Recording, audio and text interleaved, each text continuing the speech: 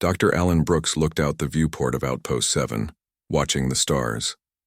It was a quiet day at the medical bay. Most of the staff were eating lunch or catching up on reports. Alan stayed behind to organize his supplies. He liked these quiet moments on the edge of human space. The alarm broke the silence. Red lights flashed across the ceiling. Alan jumped to his feet as the station's AI spoke. Unknown vessel approaching. All personnel to emergency stations. Alan grabbed his medical kit and ran toward the main bay. He passed other crew members rushing to their posts. Security officers moved with purpose, their weapons ready. Captain Lisa Winters appeared on the screens throughout the station. Attention, all crew. We have a Vecthari scout ship requesting emergency docking. This is not a drill. A wave of fear passed through the corridor. Everyone knew about the Vecthari. They were the nightmare stories told to scare new recruits. 8-foot-tall reptilian warriors who had conquered 3 sectors in the past decade. Their bone-plated bodies and natural weapons made them perfect soldiers. Their ships were feared throughout the galaxy. No human had ever treated a Vecthari. Most people never saw one and lived to tell about it. Alan reached the medical bay where Nurse Olivia Martinez was preparing emergency supplies. "Is this real?" she asked, her hands shaking slightly as she loaded a tray with instruments. "Looks that way," Alan replied. "Keep the universal translator ready." The station shuddered as the alien craft docked. Security Chief Greg Patterson entered the medical bay with 4 armed officers. "Dr. Brooks, the captain wants you on standby. The Vecthari have an injured commander. They're demanding medical help." "We should let them handle their own problems," one of the security officers muttered. Alan gathered his courage. "I took an oath to treat anyone who needs medical help." The doors to the medical bay slid open. 2 massive Vecthari warriors entered, carrying a third between them. The wounded one's scales had turned from their normal deep green to a sickly gray. The security team raised their weapons. The Vecthari warriors were even more intimidating in person. Their eyes were yellow with vertical pupils. Rows of sharp teeth lined their mouths. The bone plates that covered their bodies looked like natural armor. The bone blades extending from their forearms could slice through metal. One of the warriors spoke. The words translated through the station's system. "Our commander dies. You will save him or your station burns." Captain Winters appeared behind the warriors. "Dr. Brooks, the station director, has ordered us not to treat them. Earth Command is clear on this. We don't help Vecthari." Alan looked at the fallen warrior. Despite the alien features, he could see pain in those yellow eyes.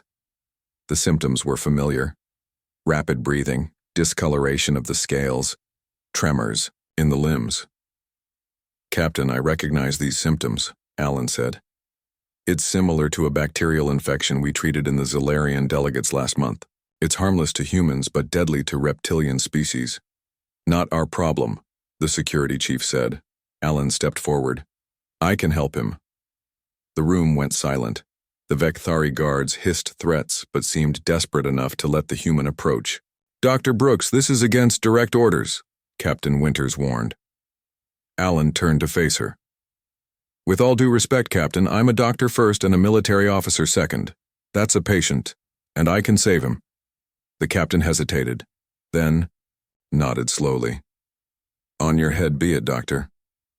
Alan approached the fallen Vecthari commander. Up close, he could see that the powerful warrior was barely conscious. "Get him on the main table," he instructed. The Vecthari guards lifted their commander onto the medical table. The wounded alien was massive, at least 8 feet tall and heavily muscled under the natural armor plates.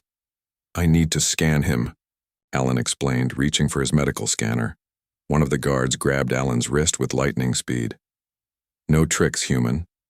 "No tricks," Alan agreed. "Just medicine." The guard released him but stayed close, watching every move. "The scanner," confirmed Alan's suspicion. "It's a Nordak bacterial strain. We developed a treatment for the Zilarians." He turned to Olivia. "Prep 5 units of the modified antibacterial compound we used last month. We'll need to adjust the formula for their body mass." Olivia worked quickly, her initial fear giving way to professional focus. Ready, Doctor. Alan prepared the injection. This will cure the infection, but I need to inject it directly into the bloodstream. The guards tensed. One extended the bone blades from his forearms. If he dies, so do you. Alan nodded and carefully injected the medication into the commander's neck, just below the armor plates where the scales were softer. For a moment, nothing happened. Then the commander's body convulsed violently. "What happens?" the guard demanded, grabbing Alan by the throat and lifting him off the ground. "It's normal," Alan gasped. "The medication, fighting, infection." The security team raised their weapons, but Alan managed to hold up his hand, signaling them to wait.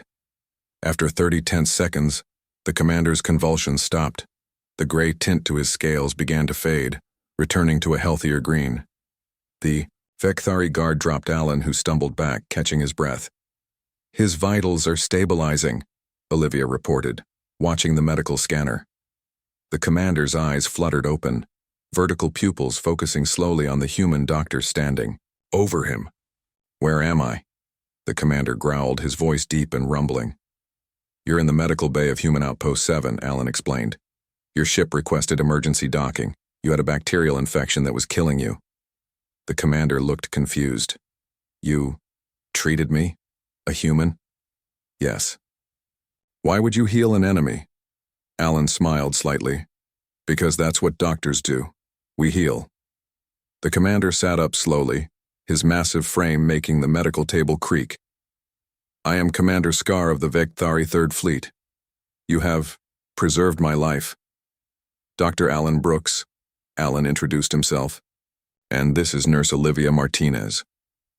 Commander Scar studied them with those alien eyes. "In Vekthari culture, the wounded are left behind. Weakness is not tolerated.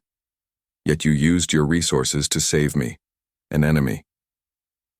"It's called compassion," Alan explained. "It's central to human medicine. We believe all life has value." Scar seemed to consider this strange concept. "This is unknown among my people." One of the guards spoke in their native language, too quick for the translator to catch. Commander Scar replied sharply, silencing the guard.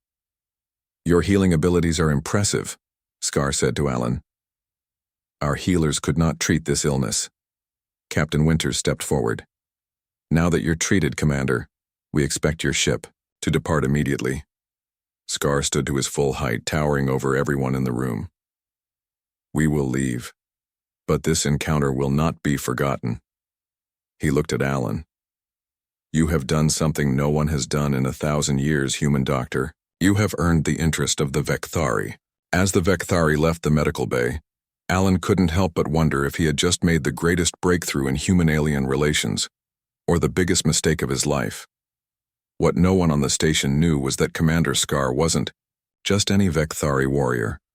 He was the nephew of Supreme War Leader Vexcor, ruler of the Vekthari Imperium, and news of his treatment by human doctors would soon reach the highest levels of the most feared military force in the known galaxy.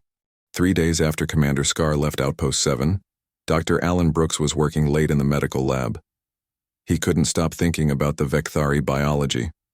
Their cells had remarkable regenerative properties that could revolutionize human medicine. He wished he had been able to study them more. The station alarm blared again. Alan looked up from his microscope with a frown. Twice in 1 week was unusual for this quiet sector. "Attention all personnel," Captain Winters announced over the intercom. "Multiple Vekthari vessels have entered our space, battle stations." Alan's heart raced. Had saving Commander Scar been a mistake? Were the Vekthari coming back to attack? He rushed to the main medical bay where Olivia was already preparing emergency supplies. "Do you think they're here because of what we did?" she asked, her voice tight with worry. "I don't know," Alan replied honestly. The station shook as a massive ship dropped out of faster-than-light travel directly in front of them. It dwarfed the outpost, its hull covered in weapon systems that could reduce the station to dust in seconds. Captain Winters appeared on the video screens. Her face was pale but composed. "All personnel remain at battle stations. I have received a communication from the Vekthari command ship. They are requesting permission to send a delegation aboard. Security teams to the main docking bay. Alan and Olivia exchanged worried glances. Should we go? Olivia asked. They might need medical personnel, Alan said, grabbing his kit. Let's go. They arrived at the docking bay as the massive doors opened. 20 Vekthari warriors marched in, perfect formation into the station. Behind them came the largest Vekthari Alan had ever seen. Nearly 9 feet tall, with deep red scales and elaborate armor plates, he moved with the confidence of absolute authority. Captain Winters stood at the front of the human welcoming party, flanked by security officers. I am Captain Lisa Winters, commander of this outpost. The massive Vekthari spoke, his voice so deep it seemed to vibrate the deck plates. I am Supreme War Leader Vex Kor, ruler of the Vekthari Imperium. I seek the human healer who saved Commander Scar. All eyes turned to Alan. He stepped forward, trying to control his fear. I'm Dr. Alan Brooks. Vex Kor studied him with cold yellow eyes. You are smaller than I expected. A nervous laugh escaped from someone in the human group. Vex Kor ignored it. Commander Scar has told me of your healing skills and your strange concept of treating enemies. I have come to understand this human idea of medicine. Captain Winters spoke carefully. Supreme War Leader, we welcome peaceful exchange of knowledge, but we need assurance that your fleet means no harm to our station. Vex Kor made a gesture that might have been dismissive. If I wished to destroy you, I would have done so without words. I am here to learn, not conquer. Today. The implied threat hung in the air. Alan decided to take a risk. Supreme War Leader, I would be happy to explain our medical practices. Perhaps a tour of our facilities. Vex Kor nodded. Lead, human healer. As they walked through the station, crew members pressed themselves against walls to avoid the procession of Vekthari warriors. In the medical bay, Dr. Samantha Foster, the chief medical officer, was waiting.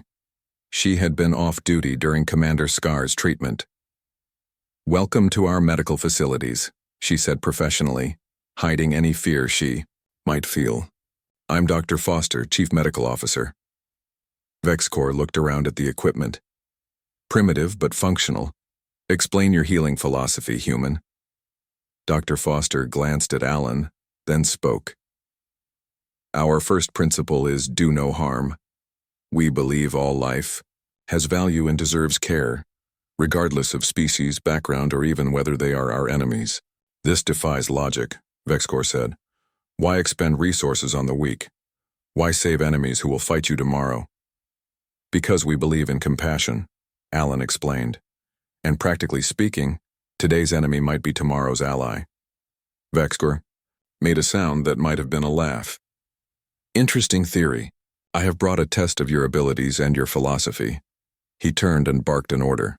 His warriors left the medical bay, returning moments later carrying wounded Vekthari.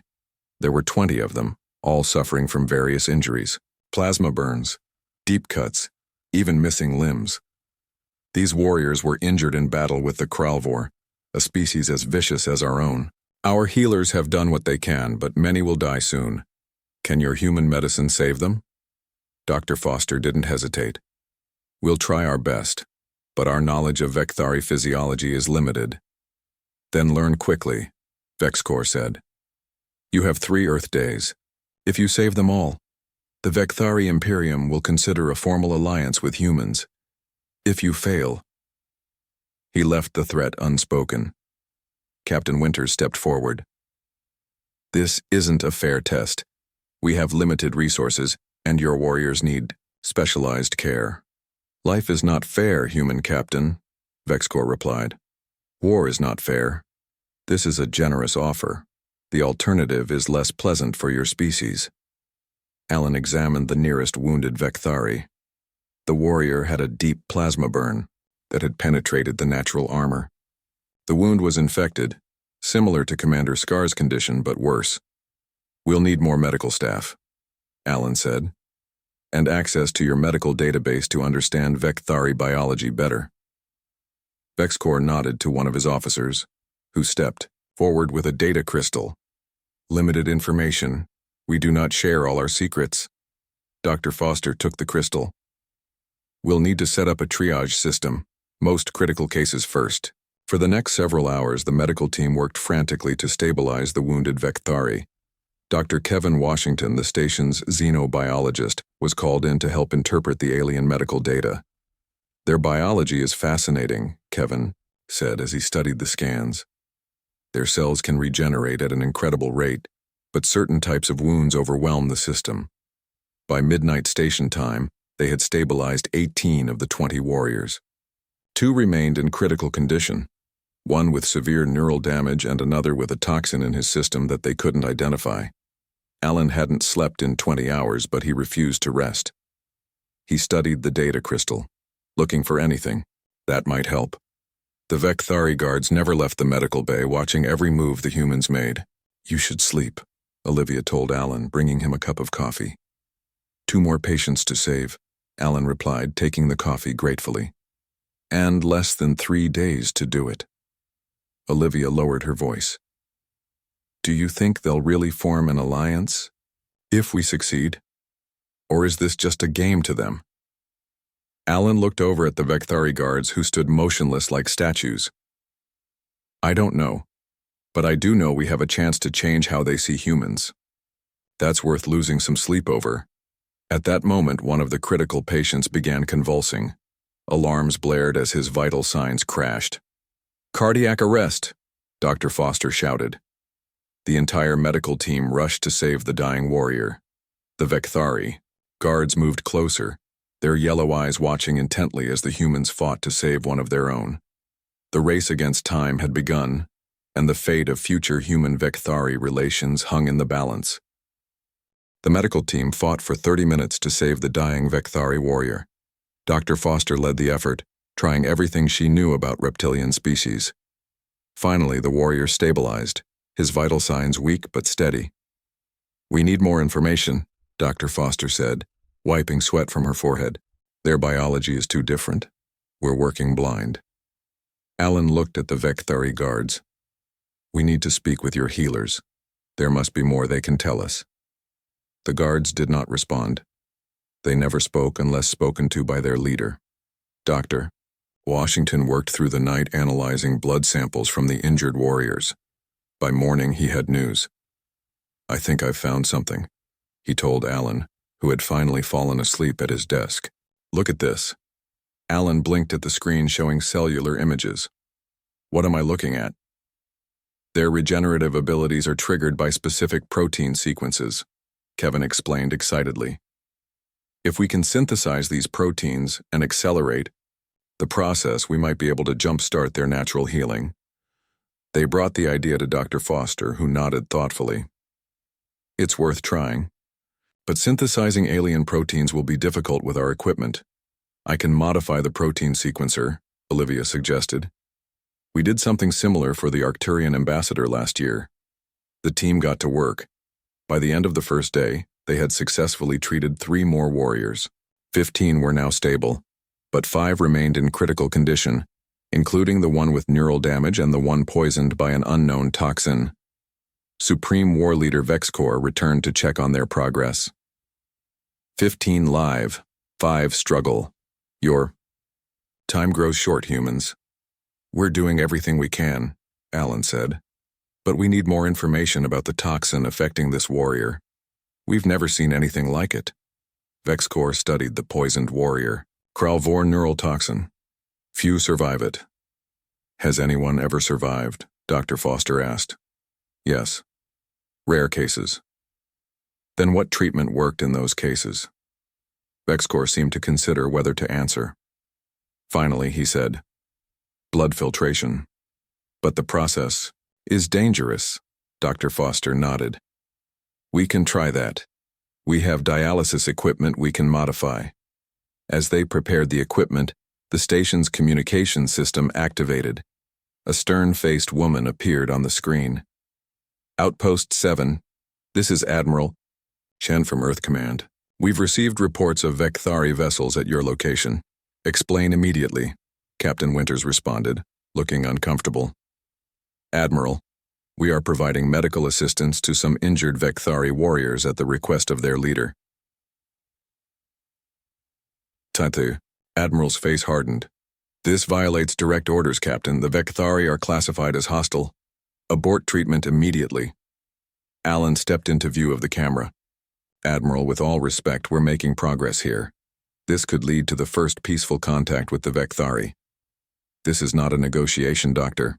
Earth Command has determined the Vekthari cannot be trusted. This is a direct order. Vexcore. Watch the exchange with interest. Your leaders fear us. They are wise to do so. The screen went blank as the Admiral cut the transmission. Captain Winters turned to her crew. We have a decision to make. Follow orders or continue treatment. The room was silent. Everyone knew what was at stake. Their careers, possibly even their freedom if they disobeyed a direct order, but also a chance for peace with the most feared species in the galaxy. I can't order any of you to disobey Earth Command, Captain Winters said, but I also can't order you to abandon patients. Alan looked at his fellow doctors and nurses. I'm continuing treatment. Anyone who wants to leave can go. No one moved. Dr. Foster stepped forward. We took an oath to treat those in need. We're staying. Captain Winters nodded, a small smile on her lips. Then we continue. I'll deal with Earth Command. The medical team returned to work with renewed purpose. The blood filtration for the poisoned warrior began, a slow and delicate process that Dr. Foster monitored personally. At the same time, Alan and Kevin worked on the warrior with neural damage. Her name was Krayla, the only female among the wounded. Her brain scans showed severe trauma that had disconnected parts of her neural network. Her brain is trying to rebuild the connections, Kevin explained, but the process is too slow. The damage is spreading faster than she can heal. As they worked through the second day and into the second night, Alan noticed something odd. Vexcore had remained on the station watching the medical team work. He never interfered but observed everything with those calculating yellow eyes. Why do you watch us? Alan finally asked during a break. You are unexpected, Vexcore replied. In 1,000 years of conquest, we have never encountered a species that put so much effort into saving the weak. We don't see it as weakness, Alan explained. We see it as valuing all life. And yet your own leaders ordered you to let my warriors die, Alan sighed. Not all humans think alike. Some see only military strategy.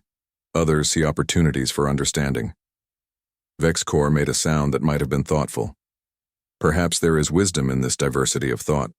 By the end of the second day, they had stabilized 2 more warriors. Only 3 remained in critical condition.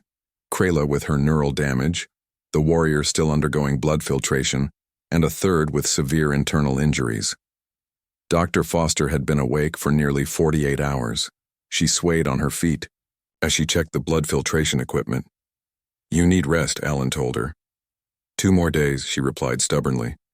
We can do this. As the third day began, Alan received a message from Captain Winters. Earth Command is sending ships to intervene. They'll be here in 12 hours. Whatever you're going to accomplish, do it soon. The pressure mounted. The medical team worked frantically to save the remaining warriors. The blood filtration was showing progress. The poisoned warrior's vital signs were improving. The one with internal injuries responded well to the synthetic proteins Kevin had developed. His body was healing itself at an accelerated rate. But Krayla remained unresponsive. Her neural patterns were chaotic, failing to establish the connections needed for consciousness. We've tried everything, Kevin said dejectedly. Her brain just can't rebuild the pathways fast enough. A young medical intern named Daniel Powell, who had been quietly observing for days, finally spoke up. What about a neural link? A direct connection between a human brain and hers to guide the rebuilding process? Everyone stared at him. That's never been attempted between species, Dr. Foster said. The risk would be enormous. Then I'll do it, Alan said, stepping forward. I treated the first one. I'll see this through. The final hours of their 3-day deadline approached as they prepared for the most dangerous medical procedure ever attempted between humans and Vekthari. The medical team worked quickly to prepare for the neural link procedure. They had less than 10 hours before Earth command ships arrived. "This is incredibly dangerous," Dr. Foster warned, as she helped Alan onto a bed next to Krayla. "We don't understand enough about Vekthari brain patterns." "We don't have a choice," Alan replied. "It's our only chance to save her." Kevin connected monitoring equipment to both Alan and Krayla. "The neural interface will create a direct link between your minds. In theory, your functioning neural pathways will serve as a template for her damaged ones." Supreme War Leader Vexcor watched with intense interest. "This procedure, you would risk your mind to save one warrior?"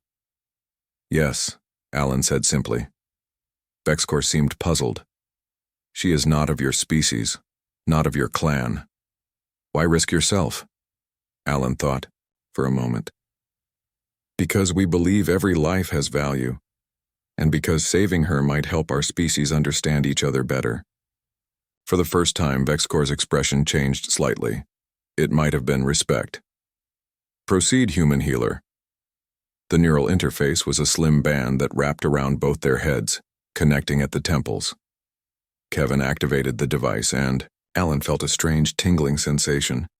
"Neural synchronization beginning," Kevin announced, watching the monitors. "Brainwave patterns are interesting. They're starting to align." Alan closed his eyes as a wave of dizziness hit him. Then suddenly, he wasn't in the medical bay anymore. He stood on a strange world with red skies and 3 moons. Around him were thousands of Vekthari, but they looked different, smaller, with less pronounced armor plates. They weren't warriors. They were farmers, builders, scholars. A voice spoke beside him. He turned to see Krayla, but not as the injured warrior.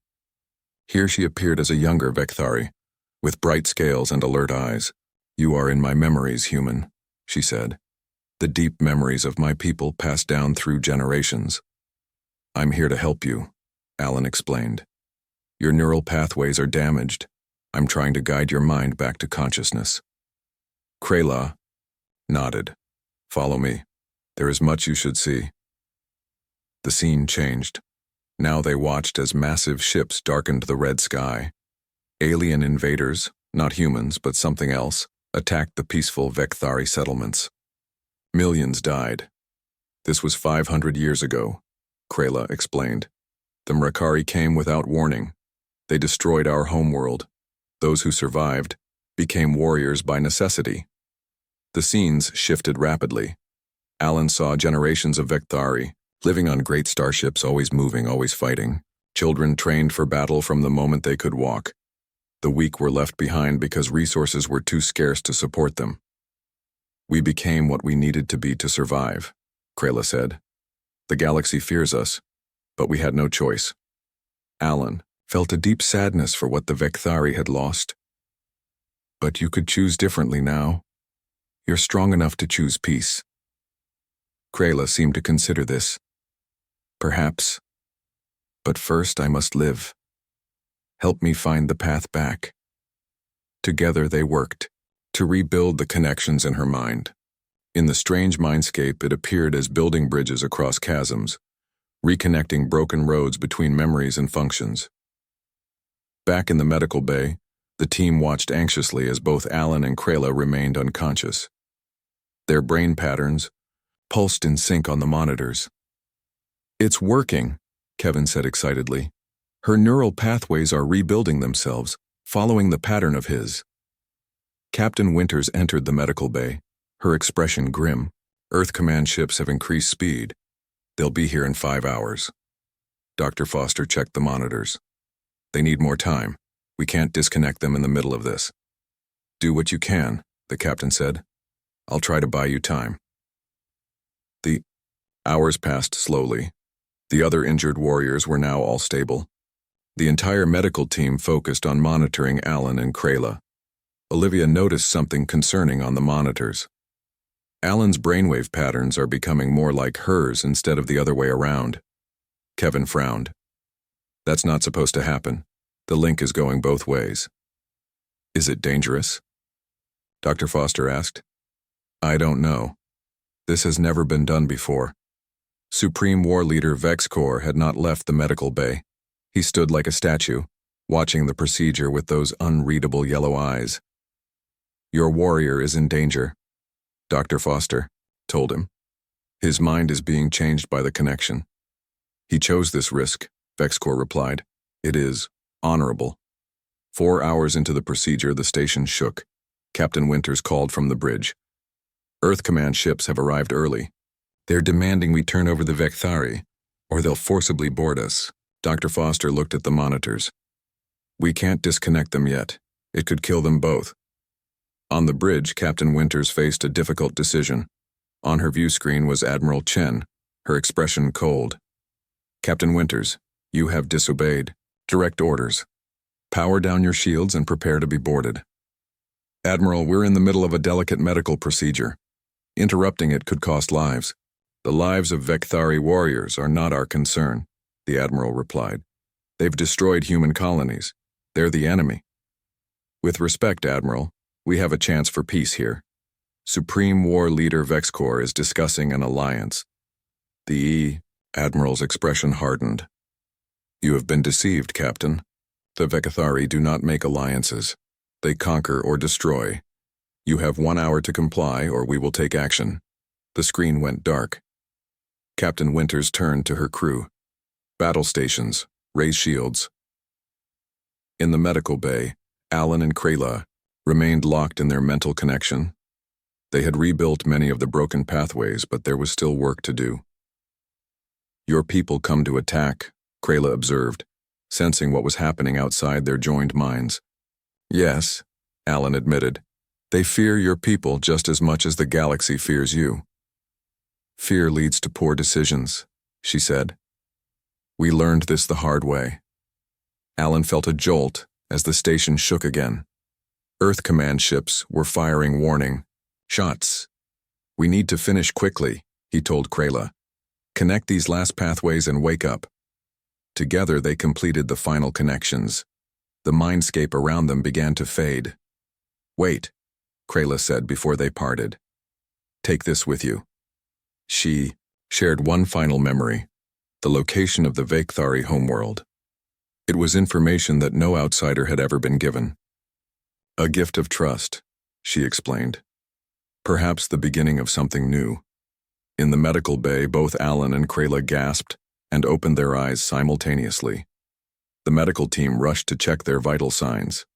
"Neural patterns stabilizing," Kevin announced. "They're both okay." Vexcor stepped forward as Krayla sat up, her yellow eyes clear and alert. They spoke rapidly in their native language. Then Vexcor turned to the humans. "You have succeeded. All 20 warriors will live." At that moment, the station rocked violently. Captain Winters' voice came over the intercom. "All personnel, prepare for boarding. Earth Command ships are forcing entry." Vexcor's expression became dangerous. "Your own kind attacks while we speak of peace?" The future of human-Vekthari relations hung in the balance as Alan struggled to sit up, his mind still, reeling from what he had learned inside Krayla's memories. The station shook as Earth Command forces began boarding.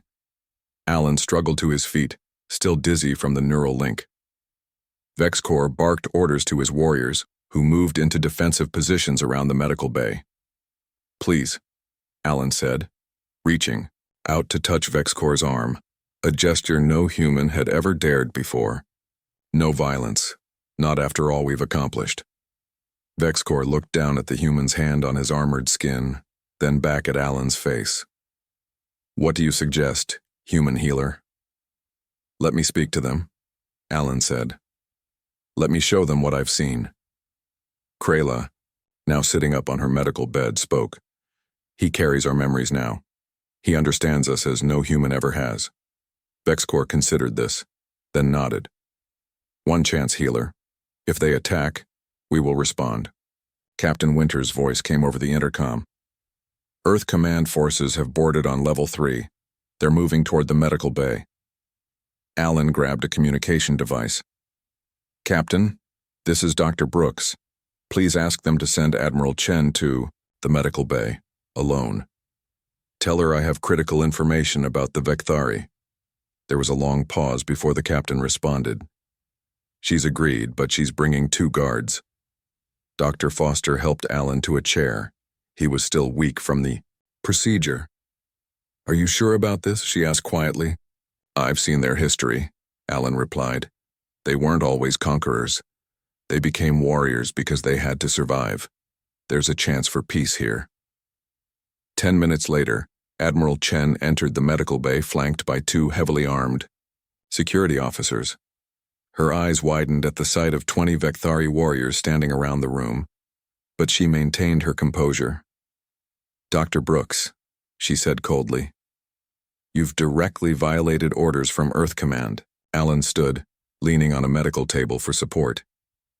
"Admiral, I've just experienced something no human ever has. I've shared memories with a Vekthari. I've seen their history, their culture, their pain." "Shared memories?" The Admiral looked skeptical. "What are you talking about?" Alan gestured to Krayla. "This is Krayla. She had severe neural damage. To save her, we created a direct neural link between our minds. I saw the truth about the Vekthari." Admiral Chen's expression didn't change. "Whatever you think you saw was likely a trick. The Vekthari are manipulative as well as dangerous." Supreme War Leader Vexcor stepped forward, towering over the Admiral. "Human female, your fear blinds you. We came here not for conquest but to test your kind. Your healers have proven themselves worthy of respect." "Respect?" Admiral Chen laughed, bitterly. "You've destroyed 3 human colonies in the past decade." "Military targets," Vexcor replied. "In a war your kind began when you expanded into our territory without communication." Alan moved between them. "Admiral, what I saw in Krayla's mind explains everything. The Vekthari lost their homeworld 500 years ago to an invasion.